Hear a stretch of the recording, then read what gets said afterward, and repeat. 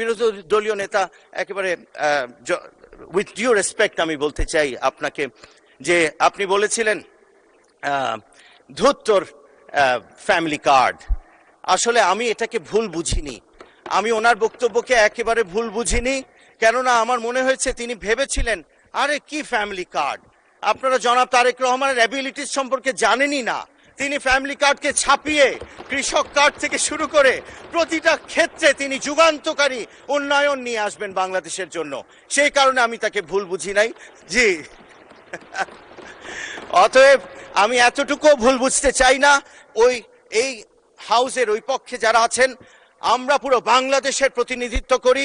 আমাকে হুইপ মহোদয় বলেছিলেন 1 এপ্রিল, আমি একেবারেই প্রস্তুত নই, কিন্তু এভাবেই বোধহয় আমাদের জীবনটাও নির্ধারিত যে আমাদেরকে আমাদের কাজগুলোকে প্রস্তুতিহীনভাবেই কিন্তু একটি লক্ষ্য নিয়ে এগিয়ে যেতে হবে। কিন্তু প্রস্তুতির জায়গা থেকে বলতে চাই যে আমি যার সন্তান, তিনি আমাকে যে দীক্ষায় দীক্ষিত করেছেন সেটি ছিল শহীদ প্রেসিডেন্ট জিয়াউর রহমানের রাজনৈতিক আদর্শ। এবং আমি যাকে দেখে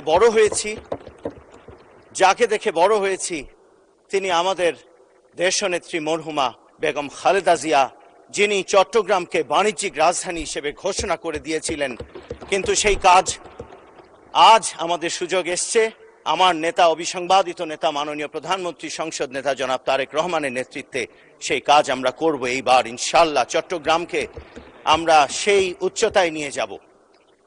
আর আজ স্মরণ করতে চাই আমার এই 17 বছর, প্রায় 17.5 বছরে যে অত্যাচার নিপীড়ন সহ্য করে বাংলাদেশ জাতীয়তাবাদী দলের অসংখ্য নেতা কর্মী যারা জীবন দিয়েছেন, গুম হয়েছেন, তাদের জীবনের সকল সুখ কেড়ে নেওয়া হয়েছে, তাদের বাস্তবতা তাদের হাতে ছিল না, সেই মানুষগুলোকে আজ স্মরণ করতে চাই। সেই 17.5 বছর পরে 24 জুলাই আগস্টে হাজার হাজার মানুষ, আমাদের তরুণেরা, আমাদের ছাত্রছাত্রীরা, আমাদের শ্রমিক ভাইয়েরা বোনেরা এবং তাদের পরিবার, একেবারে সাধারণ মানুষেরা, যার যার বাসা বাড়ি ফ্ল্যাট, তারা সকলে তাদের জায়গা ছেড়ে রাস্তায় নেমে এসে আমাদেরকে এই বাংলাদেশ, নতুন বাংলাদেশে জীবন কাটানোর যে সুযোগ দিয়েছে, আমি সেই মানুষগুলোকে স্মরণ করি এবং যারা বেঁচে আছে তাদেরকে ধন্যবাদ জানাই।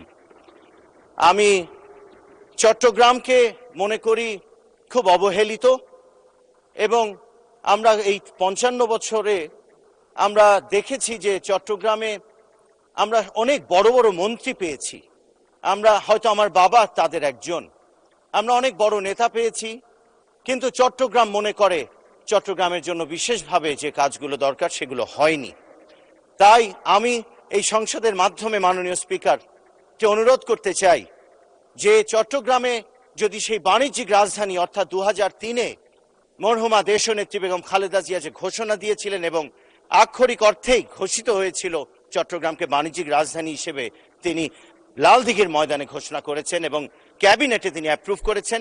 সেই 16 দফা যেটি আব্দুল্লাহ আল নোমান আমার প্রয়াত পিতা নিজ হাতে ড্রাফট করেছিলেন, সেই 16 দফা যদি বাস্তবায়ন করি, আমি মনে করি চট্টগ্রাম আর সেই দুঃখে থাকবে না, তার কষ্ট নিয়ে সে বারবার আর কথা বলবে না। সে বলবে এবার আমরা পেয়ে গেছি আমাদের নেতা জনাব তারেক রহমানের নেতৃত্বে সেই চট্টগ্রাম, যেই চট্টগ্রাম আমরা 55 বছর ধরে স্বপ্ন দেখছি হবে।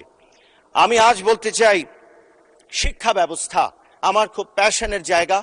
শিক্ষা ব্যবস্থায় অনেকে অনেক কথা বলবে, কিন্তু আমি বলবো মূল্যবোধ সম্পন্ন কারিকুলাম, এবং এটিকে নিয়ে যদি আমরা একটু কাজ করি তাহলে আমার মনে হয় মানুষ খুব উপকৃত হবে। আমি যেখানেই যাই সবাই বলে শিক্ষা ব্যবস্থায় আপনারা এমন কিছু করবেন যেখানে আমাদের ছেলে মেয়েরা একটা মহান জাতির অংশ হতে পারবে। অতএব মাননীয় স্পিকার, আপনার মাধ্যমে তো অনেক কিছুই বলার ছিল, ভাবছিলাম 2-3 দিন ধরে এই 1 এপ্রিল আমি এটা বলে আমি খুব ধন্য হব, এর পরবর্তীতে মনে করব যে একটা প্রথম বক্তব্য সে দারুণ কিছু বলেছি, বাট আজকে মনে হয় আমি সেই সুযোগটা নিতে পারলাম না। কেননা একেবারেই যখন আমার নাম বললেন আমি অবাক হয়ে দাঁড়াতে হলো, কেননা এই মহান সার্বভৌম জাতীয় সংসদে আপনার কথাই আদেশ। অতএব আপনি বলেছেন তাই দাঁড়িয়ে গেছি। আমি চট্টগ্রামের পানির সমস্যা নিয়ে আরেকটু বলতে চাই। আমাদের প্রতিটি এলাকায় কিন্তু ওয়াসার লাইন যায়নি। আমাদের মেডিকেল কলেজ হসপিটাল যেটা আছে, প্রায় 5 কোটি মানুষের সমাধান, শারীরিক সমস্যার, মানসিকটা তো করেই না, কোনো হসপিটাল আমাদের নেই চট্টগ্রামে। যে শারীরিক সমস্যাগুলো হচ্ছে স্বাস্থ্যগত, সেগুলো সমাধানের একটি জায়গা, দুটো জায়গা, ওটাকে আমি দুটো বলবো না, 1.5টা বলবো। জেনারেল হসপিটালটা, এটাকে খুব বড় হসপিটাল বলা যাচ্ছে না। চট্টগ্রাম মেডিকেল কলেজ হসপিটালে আমরা বলি 2000-এর অধিক বেড আছে। আদতে আমি ডাইরেক্টর যিনি, তার সাথে কথা বলে জেনেছি 500 বেডের সক্ষমতা আমাদের মেডিকেল কলেজ হসপিটালে।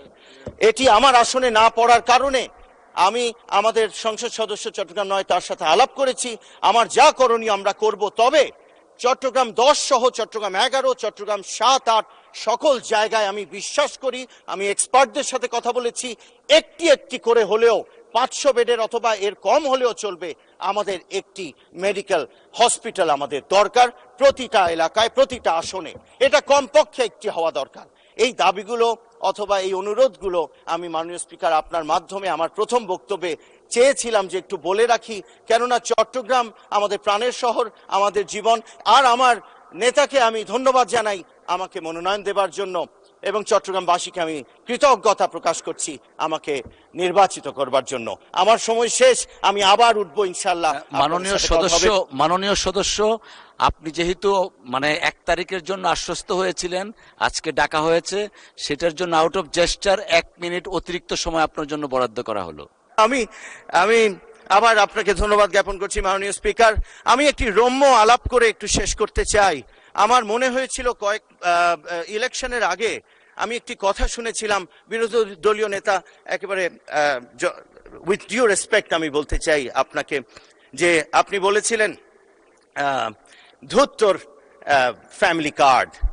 আসলে আমি এটাকে ভুল বুঝিনি, আমি ওনার বক্তব্যকে একেবারে ভুল বুঝিনি। কেননা আমার মনে হয়েছে তিনি ভেবেছিলেন, আরে কি ফ্যামিলি কার্ড, আপনারা জনাব তারেক রহমানের অ্যাবিলিটিস সম্পর্কে জানেনই না। তিনি ফ্যামিলি কার্ডকে ছাপিয়ে কৃষক কার্ড থেকে শুরু করে প্রতিটা ক্ষেত্রে তিনি যুগান্তকারী উন্নয়ন নিয়ে আসবেন বাংলাদেশের জন্য। সেই কারণে আমি তাকে ভুল বুঝি নাই। জি, অতএব আমি এতটুকু ভুল বুঝতে চাই না। এই হাউসের ওই পক্ষে যারা আছেন, আমরা পুরো বাংলাদেশের প্রতিনিধিত্ব করি। আমার সাথে যিনি হেরেছেন চট্টগ্রাম 10-এ, আমি তারও প্রতিনিধি। সেভাবেই ইনশাআল্লাহ আমরা। ধন্যবাদ মাননীয় সদস্য।